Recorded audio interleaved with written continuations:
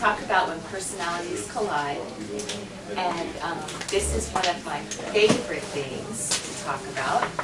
And the Lord, in preparing this talk, it was so awesome because I had a lot of collisions in the last couple weeks, not just with other people, but around me. Like, there are all these collisions. And because I was preparing the talk, it was so exciting because the Lord would show me, okay, this is what this person's thinking, and this is what this person's thinking, and boom, they just don't get it, you know?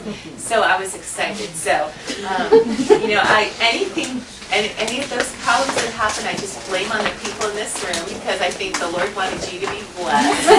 So I could go through that. And so we're going to talk about personalities colliding.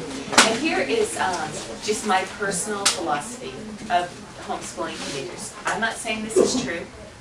I guess this is a theory, and you can test it and prove it false or true. But it seems like when children are little, it's very important to find out their learning style, and you can really help them. By high school, most children have adapted to really learn almost any way that's available. And so the thing that you really see causing problems with learning in high school is this problem of personality conflict. Because by high school, by teenage years, your child is no longer a little kid. They are fully formed with who they are. You know, do you know what I'm saying? How there's a difference now? And so I think we're going to have a lot of fun. And just so that you know, I have not read any of your mail. I do not know anything that goes on in your house, except for my daughter Juliana. And so all of these situations are hypothetical. Please don't get mad at me and say, why did you talk about me? If I talk about you, it's the Lord. Okay? Okay. Before we start, every person that God made is unique. Now I'm going to talk about 4 different personalities. But you'll see that most people don't fall into any one category. And so this is what I'd like you to do. I don't have time to go through every possible personality combination. So what I'd like you to do is just try to get insight into what you're like, what your children are like, and maybe I'll talk about something under one personality and they'll say, oh, that's me. Well, then check that off in your mind, and then maybe I'll talk about 2 different personalities, and they both really are your son. Just try, you know what I'm saying? So you cannot pigeonhole anyone. We all are unique, and we're made in the image of God. The other thing is this, is that our past influences our personalities. So you might have a personality of being a leader, but maybe you were abused as a child, and so you're a very timid person. And so realize that, you know, what has gone on in our experience can affect our personality and how we interact with other people. And finally, here's my favorite. Growing in Christ changes your personality. And hopefully, you'll see most of the strengths strengthened and the weaknesses fading away from your personality as you grow in Christ. You'll also find, like my personality, and I'm going to tell you some stories about myself because I don't mind you knowing everything, but my personality tends to not finish what they start. We love to start stuff, we do not like to finish it, and I did not realize this about myself, but we had been married for 2 years, and my husband so sweetly said to me one day, you know, honey, I would love to see you finish some of your projects. And I said, what do you mean? I finish all my projects. He said, well, I think there are quite a few around the house that you've started, and you just never finished. I was so angry at him. And I thought, you know, he's so critical, he's so negative. Oh. And so then he went to work, and I was home, and I was with the baby, and I thought, you know, I'm just going to see if he's right. So I started going through my house. I stopped counting at 217. It's literally true. And so I realized I write books, and I have written 23 books. There are 105 books in my computer that are just, some of them have a page. And that's it. Because I got bored with it, and I went to something else. And so I just have learned to live with my personality, but I have to tell you, a much higher percentage of my projects get completed now. So, I still don't want to tell you the percentage. The other thing is this, personality is no excuse for sin. We like to say, oh, it's just his personality, has a bad temper. No, that's sin. So never excuse anything on your personality. When I first started, figuring out my personality, I could tell my personality from all the negative stuff, because I thought, okay, I have that fault, I have that fault, I have that fault, I have that fault.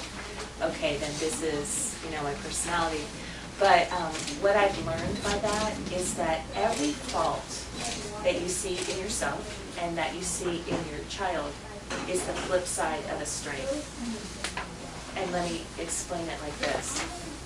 If you're a leader, you probably struggle with being bossy. And so the bossiness is the negative side of the leadership. And so because God made us in his image, there's all these wonderful things in us, all these wonderful things in our children, but being conceived in sin gives us a dilemma, and that is the flip side. And so most of the things, like a sanguine personality is very friendly, they're very bubbly, but on the other hand, they talk too much.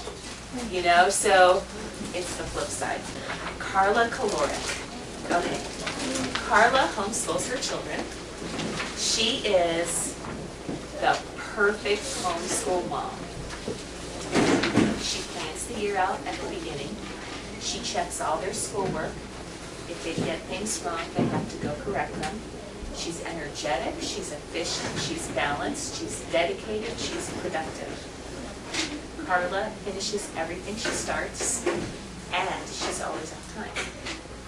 She can be, though, harsh and overbearing, because Carla's very task-oriented. And she looks at homeschooling like this. We're going to get the job done. And everyone is going to do what they need to do to get the job done. And that is how she homeschools. And those of you who are Carlas, you're thinking, yeah? So. Julian hysterical here. Okay. And we'll find out more about Carla later. Susie. Susie loves homeschooling, except when she hates it. She is very fun, she is creative, she's clever, she's funny, but she's very disorganized. She starts things and does not finish them. She's always looking for something new, so she's tried a million curriculums. In fact, she's bought some of the curriculums, but she doesn't know where they all are because she puts them in different places. She joins everything. So Susie never just joins one support group when you can join 10 support groups.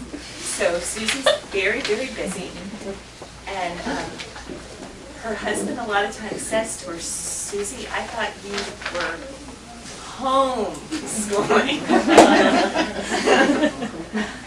and he says, when were you home? And Susies are often married to cholerics or melancholics, and they don't always understand her. Susie's also very emotional and very relational. So she thinks she had a good homeschool day if she and her children sat and chatted or visited. And getting the task done is not important to her. So, just being honest. Okay, Marcia. And not you, Marcia. Thank you. But Marcia Melancholic. She is talented and brilliant. And people really admire her. But she doesn't realize that. She's very, very insecure, and she's very, very self-critical. I had a friend who was a Marcia Melancholic. She was an incredible artist, and she made these beautiful dolls. And then she made the clothes to go on them. And she was throwing one away. And I said, why are you throwing that away? And she lifted the dress, pulled down the pantyhose this doll was wearing, and showed me, come on in, and showed me a mistake underneath that no one could see. So my friend, her name was Claudia, she refused to let anyone have the doll because it had this mistake in it. Now that is a Marcia.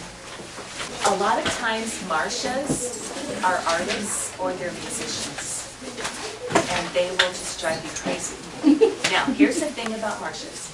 They're very idealistic, they're very critical not only of themselves, they're very critical of other people. And so Marcia Melancholic usually says, well, that is okay. But if you put more time into this report, it could be much better. And so Marcias are constantly giving things back to their kids and asking them to make it better.